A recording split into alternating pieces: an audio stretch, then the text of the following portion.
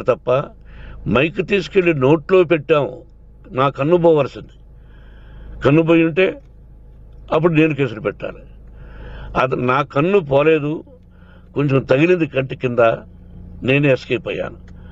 లేకపోతే నా జీవితం గుడ్డిదయ్యేది. అతనికి తలగాదు చెంప మీద తగిలిందన్నారు. ఓకే, ఆ చీకట్లో ఎలా జరిగిందన్నది వాస్తవమే. మైకు లాక్కోవడం, వాడు నన్ను కేకలేయడం, ఆ దీనిలో ఘర్షణ జరిగింది. నేను కొట్టిన దెబ్బ అతనికి తగిలింది అన్నారు. దానికి హృదయపూర్వకంగా బాధపడుతున్నా. అతను నాకు తమ్ముడే. ఒక తల్లి బిడ్డలం కాకపోయినా I love them, I like them. అటువంటిది ఈ రోజుకి బాధపడుతున్నా నేను. అయ్యో, అతని భార్య ఎంత బాధపడుతుందో, అతని పిల్లలు ఎంత బాధపడుతున్నారో అని నేను ఆలోచిస్తున్నా. మరి నేనెంత ఆవేదనకు గురి హాస్పిటల్లో అయ్యానో. నటించింది సినిమాలో నటిస్తాను తప్ప నిజ జీవితంలో నటించాల్సిన అవసరం లేదు. నాకున్నది ఒకటి ధైర్యం, సాహసం. నీతిగా, న్యాయంగా, ధర్మంగా బ్రతకాలన్నది నా ఆలోచన. ఎందుకు కొట్టాలి? గేటు బయటుండి నేనేమైనా అసభ్యకరంగా వాళ్ళని కొట్టుంటే డెఫినెట్గా నా మీద 50 కేసులు కాదు 100 కేసులు పెట్టి నన్ను అరెస్ట్ చేయొచ్చు. లేకపోతే నేనే పోలీస్ స్టేషన్ పోయి, అయ్యా, ఆవేశంలో నా ఇంటి బయట ఉన్న వాళ్ళను కొట్టాను, నాది తప్పే అని పోలీస్ స్టేషన్కి ధైర్యంగా పెడతాను. కానీ ఇంటి లోపలికి వచ్చి నా ఏకాగ్రతను, నా మనశ్శాంతిని భగ్నం చేశాడు. ఆల్రెడీ నా బిడ్డ చేస్తున్నాడు. అయినా నీ కన్నబిడ్డ, ఎప్పటికీ నీ కన్నబిడ్డే. ఏదో ఒక రోజున న్యాయం జరుగుతుంది, మేము కూర్చొని మాట్లాడుకుంటాం. దీనికి మధ్యవర్తులు అక్కర్లే. కుటుంబ సమస్యలకు బయట వాళ్ళని పిలిపించి ఇలా చేయండి, మీరు ఇలా మాట్లాడండి అని చెప్పక్కర్లే. కట్టు బట్టలతో మద్రాసుకు వెళ్ళేవాడిని. ఆల్రెడీ మీకు చెప్పాను. పైసా లేకుండా కట్టుబట్టలతో, చెప్పులు సగం కింద అరిగిపోయి అలా వెళ్ళేవాడిని. మా తల్లిదండ్రులు అద్భుతమైన జన్మను ప్రసాదించారు. ఒక్క పైసా ఇవ్వాల.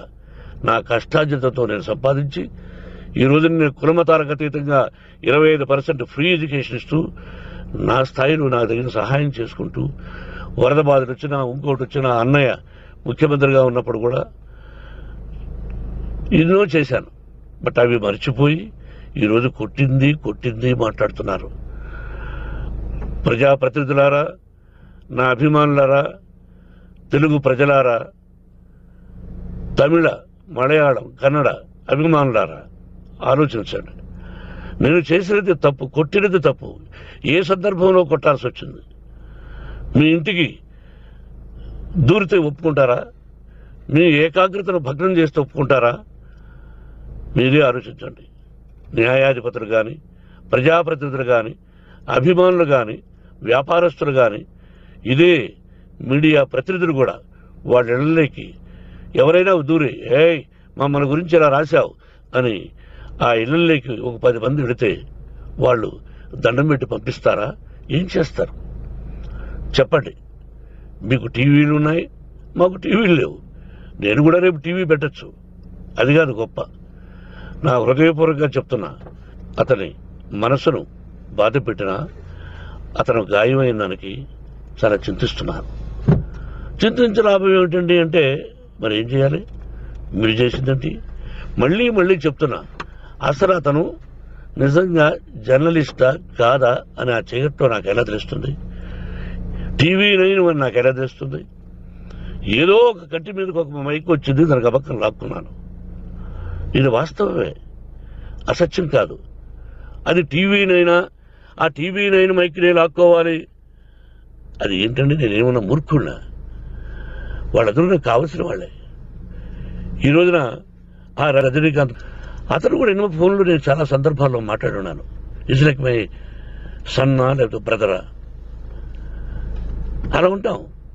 మరి ఈ విషయంలో మాత్రం మీరు అందరూ అంటే మీరు చేసినది తప్పు అని మీరు ఒక్కరు అనలేదే. కానీ జర్నలిస్టు సోదరులు, ఒక ఆడపడుచు, దాదాపు ఒక 5-6 మంది ఆడపడుచులు, ఒక 5-6 మంది సోదరులు, వాళ్ళందరూ మాట్లాడారు. కొట్టడం తప్పైనా ఏ సందర్భంలో కొట్టవలసి వచ్చింది, ఇవన్నీ క్లియర్గా మాట్లాడారు. అవన్నీ మీరు చెప్పరు. కాబట్టి పైన భగవంతుడు చూస్తున్నాడు. పోలీస్ అంటే నాకు ఇష్టం. ప్రజలను కాపాడవలసిన బాధ్యత వాళ్ళది, రక్షణ కల్పించవలసింది. నా విద్యాలయానికి కూడా ఐపీఎస్లు ఐఏఎస్లు అయిన విద్యార్థులు ఉన్నారు. వాళ్ళకు న్యాయం ధర్మం నేర్పించి పంపించాను నా ఇన్స్టిట్యూషన్లో. But they are perfect. కొంతమంది ఐపీఎస్లు ఐఏఎస్లు డీసీపీలు ఇలా చాలామంది ఉన్నారు. బట్ ఎక్కడెక్కడో పనిచేస్తున్నారు. వాడు నా బిడ్డలు. మరి వాళ్ళు కూడా పోలీసు ఉద్యోగస్తులే కదా, న్యాయంగా ఉన్నారు కదా. కానీ ఇక్కడ మాత్రం ఏకపక్ష నిర్ణయం ఏమి చేస్తున్నారో మీరే ప్రజలారా చూడండి, ఆలోచించండి. నేను న్యాయమా అన్యాయమా, నేను చేసింది న్యాయమా అన్యాయమా, మీరే ఆలోచించండి.